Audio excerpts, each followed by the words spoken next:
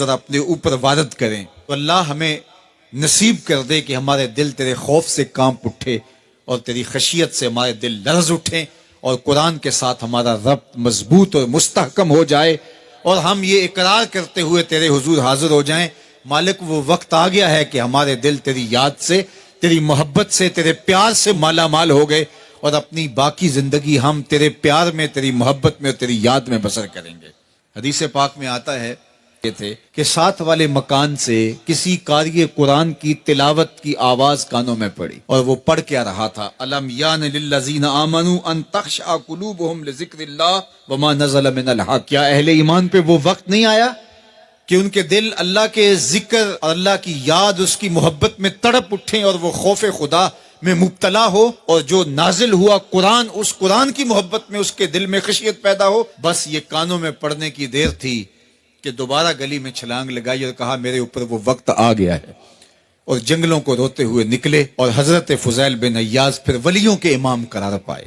اس آیت نے ان کی زندگی بدل دی، کسی کی 30 سال، کسی کی 40 برس، کسی کی 50 سال، کسی کی 60 سال زندگی یہاں موجود لوگوں میں سے کسی کی اس سے بھی زیادہ اور کسی کی کم۔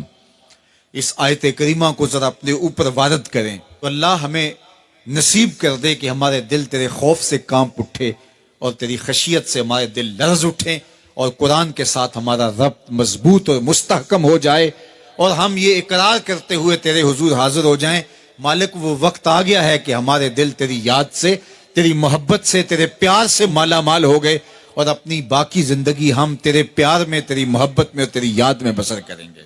حدیث پاک میں آتا ہے کہ اگر کوئی شخص اللہ کے خوف سے رویا اور اللہ کے خوف سے رونے کی وجہ سے اس کی پلکوں کے بالوں میں سے ایک بال کی جڑ گیلی ہو گئی تو قیامت کے دن وہ بال کھڑا ہو جائے گا، اللہ یا تو مجھے نکال لے یا اسے جنت عطا فرما دے۔ تو اللہ جل شانہ اس بال کو تو آنکھ سے نہیں نوچے گا بلکہ اس شخص کو اللہ جنت عطا فرما دے گا۔ اللہ اکبر۔ گناہگار کی آنکھ کا پانی اللہ کے غصے کی آگ کو ٹھنڈا کر دیتا ہے، اس لیے ہمیں رونے کا کہا گیا، فَلْيَضْحَكُوا قَلِيلًا وَلْيَبْكُوا كَثِيرًا۔ اللہ اکبر۔ ارشاد فرمایا کہ تھوڑا ہنسا کرو، زیادہ رویا کرو۔ صحابہ کو ہنستے ہوئے دیکھا تو آقا کریم علیہ السلام نے فرمایا کہ تمہارے تک اللہ کی امان نہیں پہنچی اور تم ہنس رہے ہو۔ عرض کی حضور اس کا کفارہ؟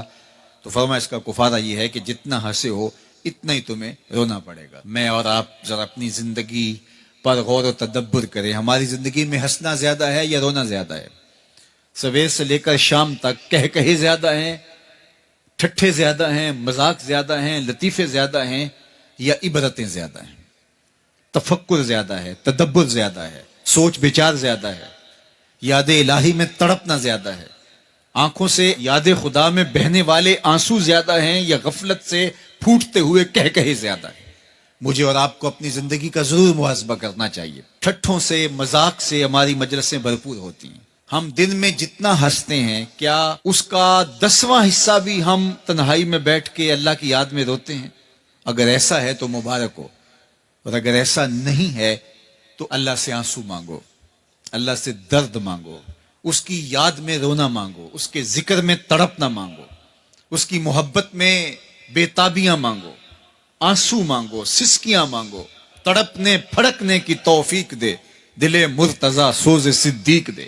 اس کے حضور عرض کرو کہ مالک ہمیں تڑپ دے، ہمیں سوز و گداز دے، ہمیں کیف و سرور کی دنیا نصیب فرما دے، ہماری آنکھوں کو آنسوؤں کا جمال عطا کر دے۔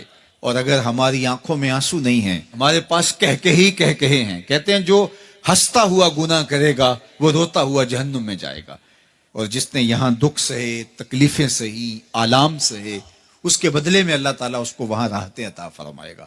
فرمایا کہ مومن کے پاؤں میں کانٹا بھی چبھے تو اللہ جل شانہ اس کا صلہ بھی اس کو قیامت کے دن عطا فرمائے گا۔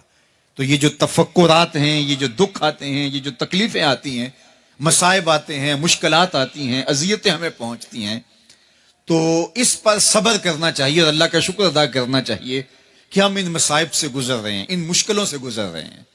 اور اگر کسی شخص کی زندگی میں دکھ ہے ہی نہیں، سکھ ہی سکھ ہیں، تو پھر وہ سمجھے کہ وہ فتنے میں مبتلا ہے، اس لیے زندگی کے اندر یہ آنے والی تکلیفیں، زندگی میں ملنے والے دکھ، اذیتیں، یہ اللہ تعالیٰ کی طرف سے ہمارے اوپر ایک انعام ہے، اور اللہ تعالیٰ جل شانہ اس کے بدلے میں ہمیں آخرت میں صلہ عطا فرمانے والا ہے۔ تو فرمایا رجل ذکر اللہ خالیا ففاضت عیناہ، وہ شخص جس نے تنہائی میں بیٹھ کے اللہ کا ذکر کیا، اللہ کو یاد کیا، اور پھر کیا ہوا؟ فرمایا اس کی آنکھوں سے آنسو ٹپکنے لگے۔ تو میرے اور آپ کے آقا و مولا نے فرمایا قیامت کے دن جب کوئی سایہ نہیں ہوگا، یاد الہی میں رونے والے کو اللہ اپنے عرش کا ٹھنڈا سایہ عطا فرما دے گا۔ تو یہ رونا بہت بڑی دولت ہے، یہ بہت بڑی سعادت ہے۔